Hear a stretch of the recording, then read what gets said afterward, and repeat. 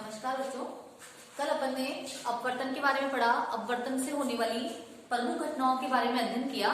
आज अपन अपवर्तन या लेंस से संबंधित मुख्य परिभाषाएं पढ़ेंगे। ये परिभाषाएं बिल्कुल आपको दर्पण के संबंधित जो मुख्य परिभाषाएं थी उसके आधार पर ही है, बिल्कुल सेम। तो आपको इससे मैंने लिखा ही नहीं है, आपको ध्यान रखना है। वक्रता केंद्र, वक्रता केंद्र चूंकि लेंस में दो परावर्तक सतह है इसलिए वक्रता केंद्र भी दो होंगे, C1 व C2। अर्थात वक्रता केंद्र की चूंकि दर्पण में परिभाषा थी कि दर्पण जिस खोखले गोले का भाग है उस गोले का केंद्र वक्रता केंद्र कहलाता है। इसी प्रकार लेंस में चूंकि दो परावर्तक पृष्ठ है, यानी लेंस में दो गोलों के भाग होंगे, तो लेंस के दोनों परावर्तक पृष्ठ जिन दो खोखले गोलों के भाग हैं उन गोलों के केंद्र वक्रता केंद्र C1 व C2 कहलाते हैं। इसी प्रकार वक्रता त्रिज्या C1 व C2 आपने देखा तो मुख्य अक्ष, चूंकि लेंस का भी एक मध्य पॉइंट होगा, लेंस के मध्य पॉइंट से वक्रता केंद्र के बीच की दूरी वक्रता त्रिज्या कहलाएगी। इसी प्रकार मुख्य अक्ष की परिभाषा जैसे अपने उसमें थी कि किसी भी वक्रता केंद्र में और उस O को मिलाने वाली एक काल्पनिक रेखा, ध्रुव से मिलाने वाली एक काल्पनिक रेखा को आपने मुख्य अक्ष कहा था। वैसे ही यहाँ पे भी दोनों वक्रता केंद्रों को मिलाने वाली कोई काल्पनिक रेखा मुख्य अक्ष कहलाएगी। उसके बाद प्रकाशिक केंद्र, जैसे कि दर्पण के जो परावर्तक पृष्ठ का मध्य बिंदु ध्रुव कहलाता था, वैसे ही लेंस में भी लेंस के परावर्तक पृष्ठों का मध्य बिंदु, लेंस के दोनों परावर्तक पृष्ठों का मध्य बिंदु जहां से गुजरने वाली प्रकाश की किरण सीधी निकल जाती है उसको प्रकाशिक केंद्र कहते हैं और इसको O से रिप्रेजेंट करते हैं। ये आपको ध्यान रखना है। फिर है मुख्य फोकस। मुख्य फोकस की परिभाषा चूंकि उसमें भी यही थी कि दर्पण में क्या थी कि मुख्य अक्ष के समानांतर आपतित किरण दर्पण से परावर्तन के बाद जिस बिंदु पर मिलती है या मिलती हुई प्रतीत होती है उसे मुख्य फोकस कहते हैं। इसी प्रकार लेंस में मुख्य अक्ष के समानांतर आपतित किरण लेंस से अपवर्तन के बाद जिस बिंदु पर मिलती है या मिलती हुई प्रतीत होती है उसे मुख्य फोकस कहते हैं। इसलिए इसमें फोकस के भी दो बिंदु होंगे, F1 व F2। बिंब की तरफ जो फोकस दूरी होगी वो F1 और प्रतिबिंब की तरह F2। इसी प्रकार फोकस दूरी ध्रुव यानी ऑप्टिकल एक्सिस पर O से F2 के बीच की दूरी फोकस दूरी कहलाएगी। इसी प्रकार गोलीय तल से अपवर्तन के नियम, गोलीय तल से अपवर्तन के वही नियम आपको ध्यान रखने हैं कि मुख्य अक्ष के समानांतर आपतित किरण, पहली कौन सी है, मुख्य अक्ष के समानांतर आपतित किरण लेंस से अपवर्तन के बाद फोकस बिंदु से गुजरती है। मुख्य अक्ष के समानांतर आपतित किरण लेंस से अपवर्तन के बाद मुख्य फोकस से गुजरती है। इसी प्रकार मुख्य फोकस से गुजरने वाली किरण नंबर 2, मुख्य फोकस से गुजरने वाली किरण लेंस से अपवर्तन के बाद मुख्य अक्ष के समानांतर हो जाती है। तीसरी किरण इसके ऑप्टिकल एक्सिस से, ऑप्टिकल एक्सिस यानी मध्य बिंदु, लेंस के जो मध्य पॉइंट है बिल्कुल ऑप्टिकल एक्सिस से गुजरने वाली किरण चूंकि उसी दिशा में वापस नहीं आती है बल्कि सीधी चली जाती है, उसमें कुछ भी विचलन नहीं होता है, तो ये हो जाएगी अपने तीन परावर्तन के नियम।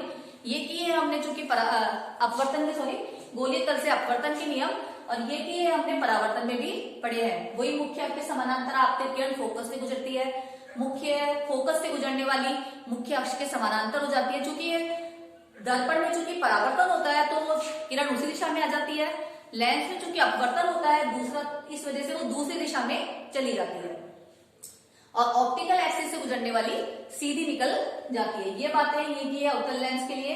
अवतल लेंस में वास्तव में नहीं गुजरेगी, गुजरती हुई प्रतीत होगी, गुजरती हुई प्रतीत होगी। अब ये सब बातें आप चूंकि उसमें आप लिख सकते हैं अपने आप, सेम डिटो वो की वो बात है परावर्तन की जगह, लेकिन आपको अपवर्तन का यूज करना है। अब अपन उत्तल लेंस से बनने वाले प्रतिबिंब का अध्ययन करेंगे, किरण चित्रों का अध्ययन करेंगे। आपको ध्यान रखना है कि उत्तल लेंस से बनने वाले प्रतिबिंब बिल्कुल अवतल दर्पण से बनने वाले प्रतिबिंब की ही एक तरीके से कॉपी है। तो अगर आपको अवतल दर्पण से बनने वाले प्रतिबिंब ठीक से समझ में आ गए तो आप उत्तल लेंस से बनने वाले प्रतिबिंब भी समझ सकते हैं। ये देखो आप, यदि वस्तु अनंत में है जैसा कि दर्पण में थी, अगर अवतल दर्पण, ध्यान रखना है उत्तल लेंस के जो प्रतिबिंब है, किरण चित्र है, वो बिल्कुल अवतल दर्पण की तरह है और अवतल लेंस के उत्तल दर्पण की तरह। तो उत्तल लेंस में आप देखेंगे यदि वस्तु अनंत पे है, वस्तु अनंत पे है तो प्रतिबिंब F2 पर बनेगा, प्रतिबिंब F2 पर बनेगा। दर्पण में आपका इस साइड बनता था, लेंस में आपका इस साइड बनेगा। तो अगर वस्तु अनंत पे है तो प्रतिबिंब F2 पर, वास्तविक, उल्टा और बिंदु सदृश, वास्तविक, उल्टा और बिंदु सदृश है। क्योंकि वैसे एक ऑब्जेक्ट से, एक वस्तु से बहुत सारी प्रकाश की किरणें निकलती है, अनंत बिंदु होते हैं। क्योंकि आपको पहले भी आप पढ़ चुके हो, आपको पहले बताते हैं कि किसी भी ऑब्जेक्ट के बहुत सारे बिंदु होते हैं, तो सभी से प्रकाश की किरणें निकलेगी, नजर से बात है। तो आप कोई सी भी दो प्रकाश की किरण मुख्य अक्ष से समानांतर निकलेगी, वो फोकस पर मिला देंगे।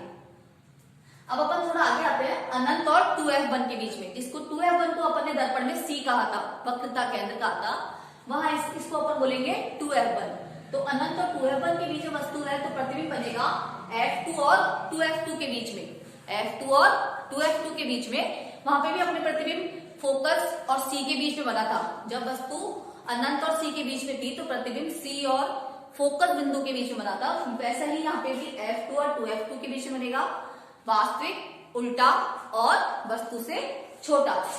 अब अपन आ जाते हैं 2f1 पर। 2f1 यानी दर्पण का C, दर्पण का C का प्रतिबिंब हमको ध्यान है कि C पर हमने वस्तु को रखा था तो प्रतिबिंब C पर ही प्राप्त हुआ था, वास्तविक, उल्टा और वस्तु के बराबर।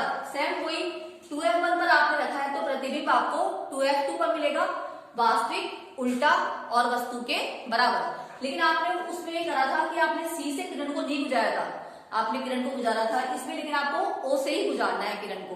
उसमें आपने दो फोकस बिंदु से गुजरने वाले को उसके पैरेलल किया था, ठीक है। किरण चित्र में इतना सा अंतर है, बाकी सारी बातें बराबर है। 2f1 और 2f2 पर अगर आपने 2f1 पर वस्तु को रखा है तो वस्तु प्रतिबिंब 2f2 पर प्राप्त होगा, वास्तविक, उल्टा और वस्तु के बराबर। अगर अब आप आ जाते हैं 2f1 और f1 के बीच में, 2f1 और f1 के बीच में तो प्रतिबिंब 2f2 और अनंत के बीच में, 2f2 और अनंत के बीच में, वास्तविक, उल्टा और वस्तु से बड़ा।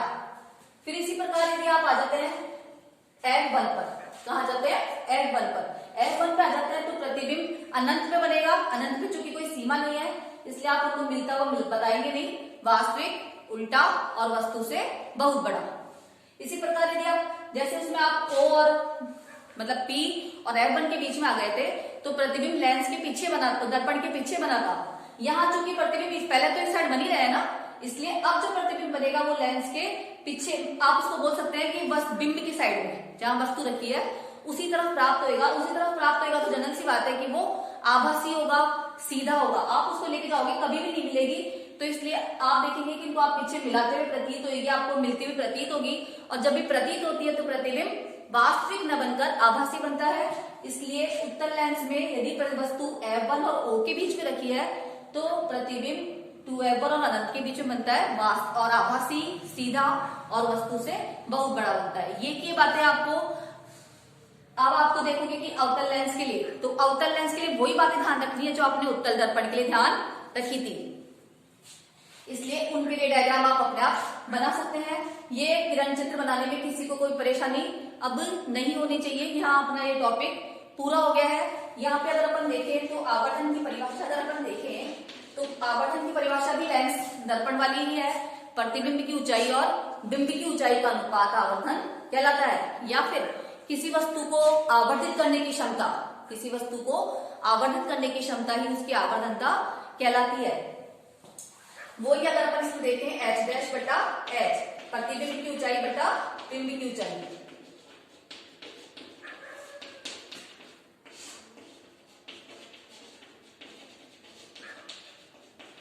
इसी प्रकार लेंस का सूत्र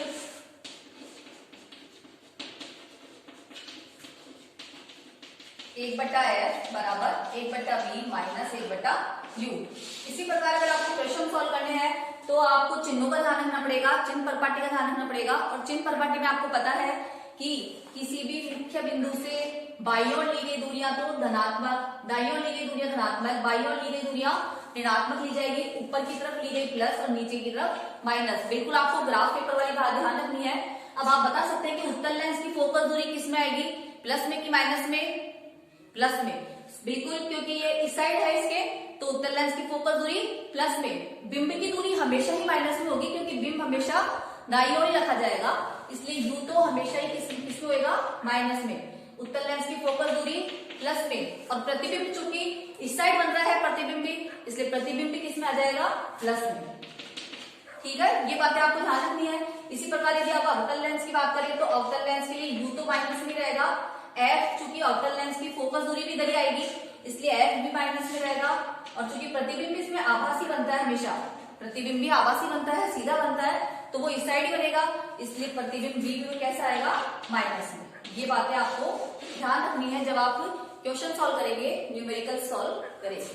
ठीक है, आवर्धकता का ध्यान रखेंगे, एच डैश बटे एच, वो की वो यदि वस्तु 2f1 पर है, आपको बोला जा रहा है कि वस्तु का साइज और बिंब का साइज बराबर है, तो लेंस में, उत्तल लेंस में वस्तु कहाँ रखी है, तो आप बता देंगे कि वस्तु 2f1 पर रखी है, क्योंकि 2f1 पर रखने से प्रतिबिंब बराबर साइज का बनता है।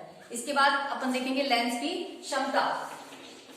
लेंस की क्षमता किसी भी वस्तु को आवर्धित करने की या छोटी करने की क्षमता ही लेंस की क्षमता कहलाती है। किसी भी वस्तु के साइज को बड़ा करना या छोटे करने की जो क्षमता है वो उसकी लेंस की क्षमता कहलाती है। जनरल भाषा में लेंस की क्षमता की परिभाषा अगर अपन देखें तो लेंस की फोकल दूरी का व्युत्क्रम, लेंस की फोकल दूरी का व्युत्क्रम ही लेंस की क्षमता कहलाता है। इसको पी से रिप्रेजेंट करते हैं, उसका मात्रक डायोप्टर है। लेंस की फोकस दूरी का व्युत्क्रम ही लेंस की क्षमता कहलाता है और इसका मात्रक डायोप्टर है, और इसको पी से रिप्रेजेंट करते हैं। ध्यान रखना है कि जब भी फोकस क्षमता निकाली जाएगी तो फोकस दूरी को मीटर में ही लिया जाएगा, सेंटीमीटर में नहीं।